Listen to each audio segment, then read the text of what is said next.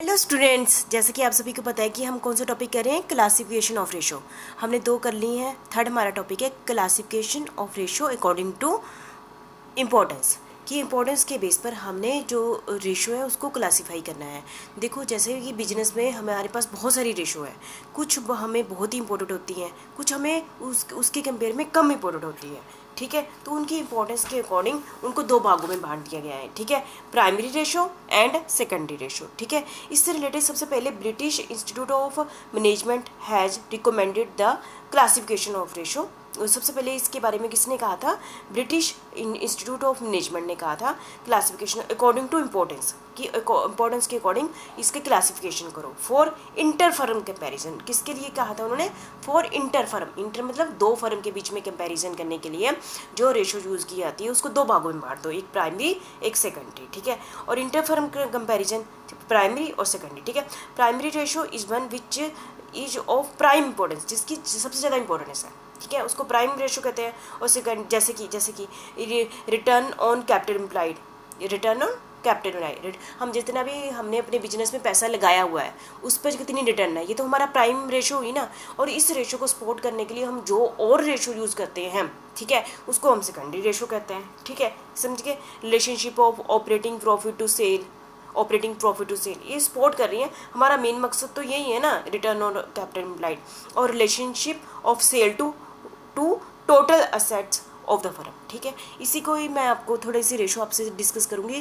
Classification according to British Institute of Management, आपको पहले बताया ये वाली क्लासिफिकेशन किसी ने दी है? ब्रिटिश इंस्टीट्यूट ऑफ मैनेजमेंट ने दी है for the inter firm comparison के लिए। ठीक है, उन्होंने 3 भागों में रेशो बताई है। सबसे पहले प्राइमरी रेशो, मतलब कि इसको एक्सप्लेनेटरी रेशो भी कहते हैं। प्राइमरी रेशो मतलब कि ये है सबसे इंपॉर्टेंट रेशो, ये होती है रिटर्न ऑन कैपिटल एम्प्लॉयड, जो भी कंपनी में पैसा लगाया हुआ है कैपिटल एम्प्लॉयड उस पर कितनी रिटर्न है, ये हमारी क्या होती है? प्राइमरी रेशो होती है। दूसरी है असेट्स टर्नओवर, कितनी जल्दी हमारी असेट्स ना टर्न हो जाती है। ठीक है, और थर्ड है हमारी प्रॉफिट रेशो। प्रॉफिट, क्योंकि सभी का इंटरेस्ट किस में होता है? प्रॉफिट में होता है, इसलिए प्रॉफिट रेशो। तो ये हमारी कौन सी हुई? Return on capital employed, assets turnover, profit ratio की कौन सी हुई?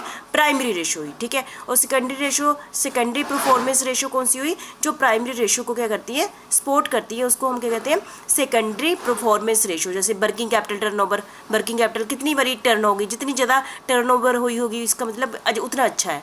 Stock to current assets, stock जो हमारा पड़ा हुआ है टू करंट असेट्स, है ना, current assets to fix assets, current assets to fix assets ratio, stock to fix assets, fix asset to total assets. ये सारी क्या है? सेकेंडरी परफॉर्मेंस रेशो है, जो इन रेशो का मकसद इनको सपोर्ट करना है। ठीक है, और ऐसे ही सेकेंडरी क्रेडिट रेशो, जो क्रेडिट से रिलेटेड है, जैसे क्रेडिटर टर्नओवर, कितनी जल्दी हम क्रेडिटर को जल्दी से कैश में कन्वर्ट कर देते हैं। डेटर टर्नओवर रेशो, डेटर कितनी जल्दी से कितनी बारी फटाफट कैश में कन्वर्ट हो जाता है, जितनी टर्नओवर होगी उतनी ज़्यादा अच्छा माना जाएगा। लिक्विड रेशो, ठीक है, एवरेज कलेक्शन पीरियड, ये सारी क्या है? Secondary credit ratio. तो ये है मैंने आपके साथ डिस्कस किया थर्ड हमारी क्लासिफिकेशन अकॉर्डिंग टू सिग्निफिकेंस और इम्पोर्टेंस के बेस पर।